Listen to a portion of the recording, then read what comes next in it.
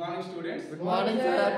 Okay, ఈ రోజు మనం చెప్పుకోబోతున్నటువంటి టాపిక్ వచ్చేసి చూడండి, హ్యూమన్ రిసోర్స్ మేనేజ్మెంట్ ఏదైతే ఉందో దానికి సంబంధించినటువంటి రోల్. అంటే ఒక ఆర్గనైజేషన్ లో హెచ్ఆర్ఎం అనేటువంటిది ఎటువంటి పాత్ర పోషిస్తుంది అనేది మనము ఈ టాపిక్ లో తెలుసుకుంటాము. దీంట్లో ఫస్ట్ అంటే ఈ హ్యూమన్ రిసోర్స్ మేనేజ్మెంట్ కి సంబంధించిన రోల్స్ మనం ఒకసారి క్లాసిఫై చేసుకుంటే ప్రధానంగా 3 టైప్స్. ఫస్ట్ వన్ వచ్చేసి ఏంటంటే అడ్మినిస్ట్రేటివ్ రోల్స్ అని ఉంటాయి. నెక్స్ట్ వన్ వచ్చేసి ఆపరేటివ్ రోల్స్ అని ఉంటాయి. Next one strategic roles. అంటే ఈ 3 క్లాసిఫికేషన్స్ కూడా హ్యూమన్ రిసోర్స్ మేనేజ్మెంట్ అనేటువంటి ఈ టాపిక్ ఒక ఆర్గనైజేషన్ లో అవి చేస్తాయి. అయితే ఏ రూపంలో చేస్తాయి, ఎలా ఉంటాయి అని మనం దీన్ని డీటెయిల్ గా తెలుసుకుంటే మీకు అర్థమవుతుంది పిల్లలు. ఒకసారి చూడండి, ఈ అడ్మినిస్ట్రేటివ్ రోల్ అంటే ఒకసారి గుర్తుంచుకోండి. ఒక ఆర్గనైజేషన్ లో ఖచ్చితంగా అడ్మినిస్ట్రేషన్ అనేటువంటి ఒక యాక్టివిటీ అనేటువంటిది, ఒక ఫంక్షనింగ్ అనేటువంటిది జరుగుతుంది. మరి ఆ అడ్మినిస్ట్రేషన్ అనేటువంటి ఆ ఫంక్షనింగ్ లో హెచ్ఆర్ఎం అనేటువంటిది ఎటువంటి పాత్ర పోషిస్తుందో మనం ఇప్పుడు దీని గురించి తెలుసుకుంటాము. చూడండి, ఫస్ట్ దీంట్లో పాలసీ మేకర్స్. అంటే ఈ అడ్మినిస్ట్రేటివ్ రోల్ లో మొదటి హింట్ వచ్చేసి ఏంటంటే పాలసీ మేకర్. పాలసీ మేకర్ అంటే గుర్తుంచుకోండి పిల్లలు, అడ్మినిస్ట్రేటివ్ అనేటువంటి ఆ ఫంక్షనింగ్ లో ఎవరైతే హెడ్స్, ఎవరైతే మేనేజర్స్, ఎవరైతే టాప్ లెవెల్ మేనేజ్మెంట్ ఉంటారో వాళ్ళు ఏం చేస్తారంటే పాలసీస్ ని వాళ్ళు మేక్ చేస్తారు, లేదా పాలసీని వాళ్ళు తయారు చేస్తారు.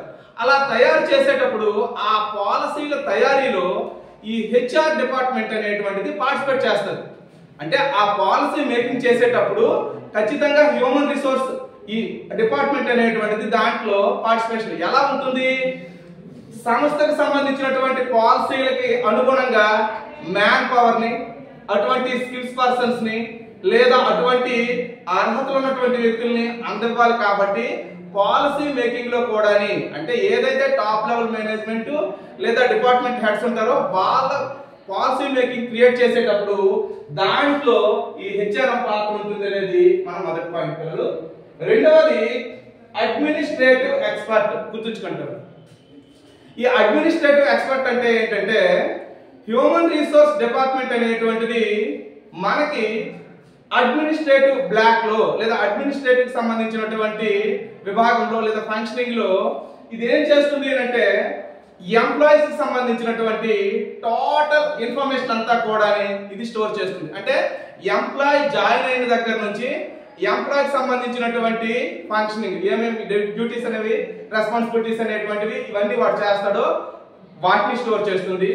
దాంతో పాటు ఎంప్లాయీకి సంబంధించినటువంటి వేజెస్, లేదా ఎంప్లాయీకి సంబంధించినటువంటి రెమ్యూనరేషన్, లేదా ఎంప్లాయీకి సంబంధించినటువంటి ఏదైనా అచీవ్మెంట్స్, ఇవన్నింటినీ కూడా ఒక క్రమ పద్ధతిలో మెయింటైన్ చేయడానికి హెచ్ఆర్ డిపార్ట్మెంట్ అనేది ఆ అడ్మినిస్ట్రేటివ్ డిపార్ట్మెంట్ లేదా ఆ ఫంక్షనింగ్ కి హెల్ప్ చేస్తుంది. ఇది మన రెండో పాత్ర అని చెప్తాం.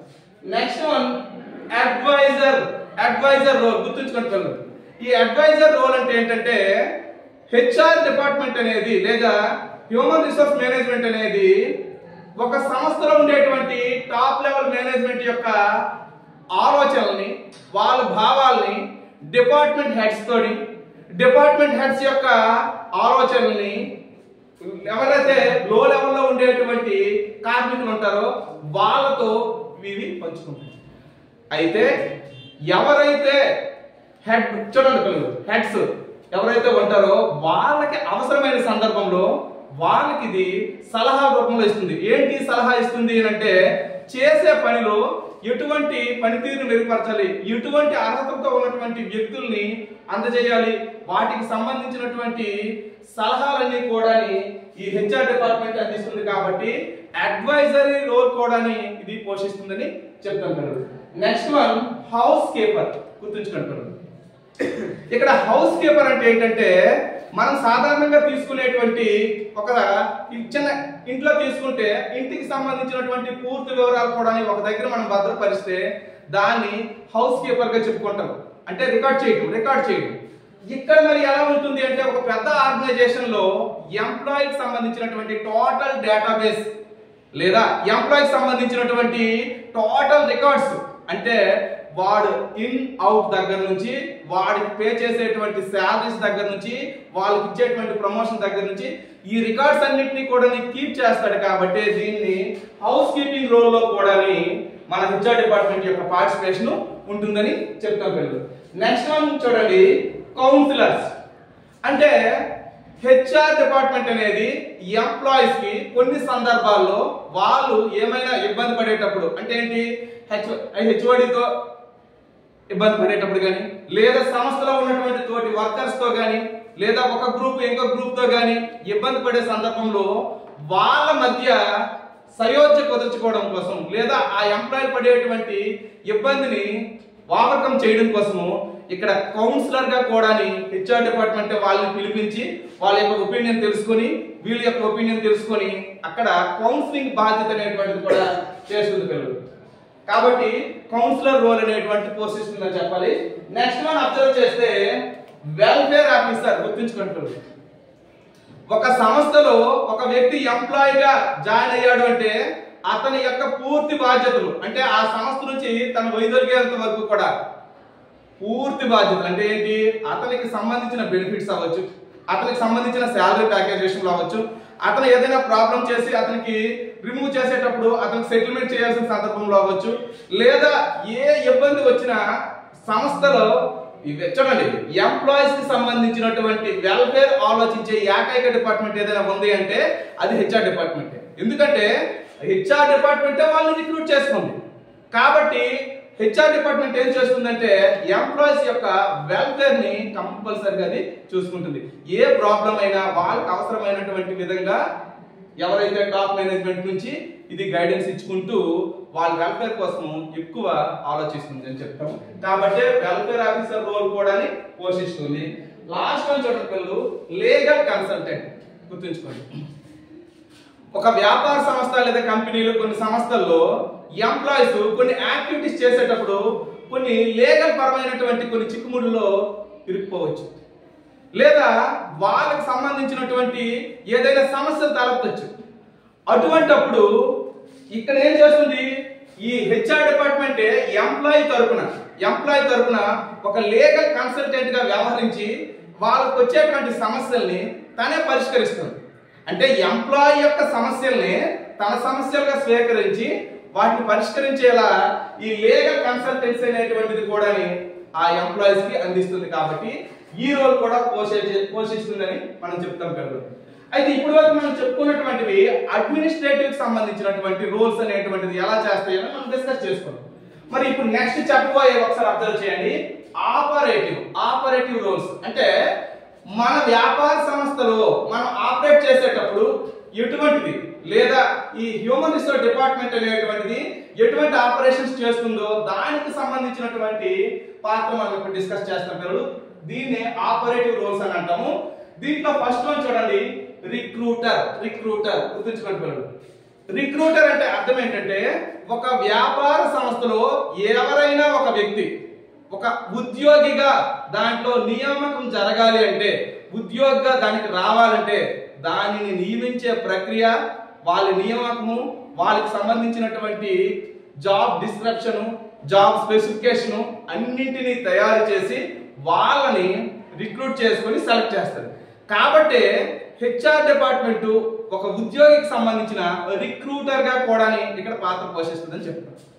నెక్స్ట్ వన్ చూడండి, ట్రైనర్ అండ్ మోటివేటర్. గుర్తుంచుకోండి, ఏమవుతుంది, ఎంప్లాయీని రిక్రూట్ చేసుకునేటువంటి వ్యక్తిగా ఉంటుంది రిక్రూటర్ అని చెప్పాము. మరి వన్స్ ఒక వ్యక్తి ఎంప్లాయీగా మారిన తర్వాత ఆ ఎంప్లాయీ మన సంస్థలో పనిచేసే విధంగా అతనికి మనము ట్రైనింగ్ ఇవ్వడం, ఆ ట్రైనింగ్ ఇచ్చేటప్పుడు ఆ ట్రైనింగ్ బాధ్యతలు కూడా ఈ హ్యూమన్ రిసోర్స్ డిపార్ట్మెంట్ చూస్తుంది. కాబట్టి ఇక్కడ ఒక ట్రైనర్ గా రోల్ ప్లే చేస్తుంది. నెక్స్ట్ తన ట్రైనింగ్ లో కానీ తన జాబ్ చేసేటప్పుడు కానీ ఏవైనా చిన్న అసహనానికి లోనయ్యి ఏదైనా ఇబ్బంది పడిన సందర్భంలో ఆ ఎంప్లాయీస్ ని మోటివేట్ చేసే సందర్భంలో ఒక మోటివేటర్ పాత్ర అనేటువంటిది కూడా పోషిస్తుందని చెప్తాం. అంటే ఇక్కడ ఎంప్లాయీ అనేవాడు మోటివేట్ అవ్వాలన్నా హెచ్ఆర్ డిపార్ట్మెంటే, ఎంప్లాయీకి ఒక ట్రైనింగ్ అనేటువంటి కేటాయించాలన్నా హెచ్ఆర్ డిపార్ట్మెంటే. కాబట్టి ట్రైనర్ గా ఉంటుంది మరియు మోటివేటర్ కి సంబంధించిన రోల్స్ ఈ రెండు కూడా ప్లే చేస్తుంది అనమాట హెచ్ఆర్ డిపార్ట్మెంట్. నెక్స్ట్ అబ్జర్వ్ చేస్తే పిల్లలు లైసెన్స్ ఆఫీసర్ గుర్తుంచుకోండి. ఇది పదం కొత్తది కానీ మన అందరికీ తెలిసినటువంటి పదమే. లైసెన్స్ ఆఫీసర్ అంటే ఏంటంటే మనకి ఒక సంస్థలో top level, middle level, bottom level అని చెప్పేసి వివిధ స్థాయిల్లో ఒక హోదాలు, వివిధ స్థాయిల్లో మ్యాన్ పవర్, వివిధ స్థాయిల్లో వ్యక్తులు ఉంటారు. మరి వీళ్ళ మధ్య సయోధ్య కుదర్చడానికి, వీళ్ళ మధ్య ఏదైనా సమస్యలు తలెత్తితే ఆ సమస్యలు పరిష్కరించేటువంటి లైసెన్సింగ్ ఆఫీసర్ గా ఎవరు వ్యవహరిస్తారు అంటే హ్యూమన్ రిసోర్స్ డిపార్ట్మెంట్ లో ఉండేటువంటి వ్యక్తులు. వీళ్ళు ఏం చేస్తారు, చూడండి, ఒక లెవెల్ ఆఫ్ మేనేజ్మెంట్ కి, ఒక లెవెల్ ఆఫ్ పర్సన్స్ కి లేదా అథారిటీకి, ఇంకున్నటువంటి వేరే వ్యక్తులకి సమస్యలు తలెత్తేటప్పుడు తనే ఒక లైసెన్సింగ్ ఆఫీసర్ గా లేదా ఒక లైసెన్స్ సంబంధించినటువంటి ప్రాసెస్ అంతా కూడా ఈ హ్యూమన్ రిసోర్స్ డిపార్ట్మెంట్ చేస్తుంది. కాబట్టి ఇక్కడ లైసెన్స్ ఆఫీసర్ గా అనేటువంటి రోల్ కూడా ప్లే చేస్తుంది. అంటే సమస్యలు విభాగానికి గ్రూప్ కి తలెత్తే సందర్భంలో లైసెన్సింగ్ ఆఫీసర్ గా ఇక్కడ ఆ రోల్ ప్లే చేస్తుంది. నెక్స్ట్ అబ్జర్వ్ చేస్తే మీడియేటర్ గుర్తుంచుకోండి.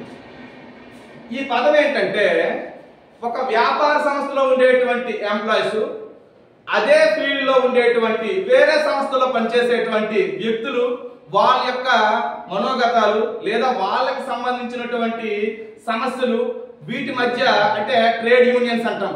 అంటే యూనియన్ కొని మన సంస్థలో ఉండేటువంటి ఎంప్లాయీస్ కి ఏమైనా సమస్యలు తలెత్తడం కానీ, లేదా యూనియన్ కొని మన సంస్థలో ఉండేటువంటి మేనేజ్మెంట్ కి కానీ సమస్యలు తలెత్తితే హెచ్ఆర్ డిపార్ట్మెంట్ వాళ్ళిరువురిని కూడా ఒక దగ్గర కూర్చొని వాళ్ళ తరపున మీడియేటింగ్ అంటే సమన్వయకర్తగా కూడా ఇది పనిచేస్తుంది అన్నమాట. అంటే ఇక్కడ మీరు గమనించాలి, ఈ హెచ్ఆర్ డిపార్ట్మెంట్ అనేటువంటిది ఎంప్లాయీస్ తో పాటు మేనేజ్మెంట్ ని కూడా ఒక సయోధ్య కుదుర్చుకోవడానికి లేదా వాళ్ళ మధ్య ఒక అవగాహన భేదం లేకుండా అవగాహనతో ఉండేటువంటి విధంగా తయారు చేయడానికి ఈ మీడియేటింగ్ అనేటువంటి రోల్ కూడా ప్లే చేస్తుంది అనేది చెప్తాం పిల్లలు. నెక్స్ట్ అబ్జర్వ్ చేస్తే చూడండి, ఈ ఆపరేటివ్ రోల్స్ లో last one employee champion. Okay, ఇక్కడ ఎంప్లాయీ ఛాంపియన్ అంటే గుర్తుంచుకోవాలి, సాధారణంగా ఒక వ్యాపార సంస్థలో ఉండేటువంటి ఎంప్లాయీల తరపున ఉండేటువంటి ఒక లీగల్ అడ్వైజర్ గా హెచ్ఆర్ మేనేజర్ ని మనం ట్రీట్ చేస్తాం.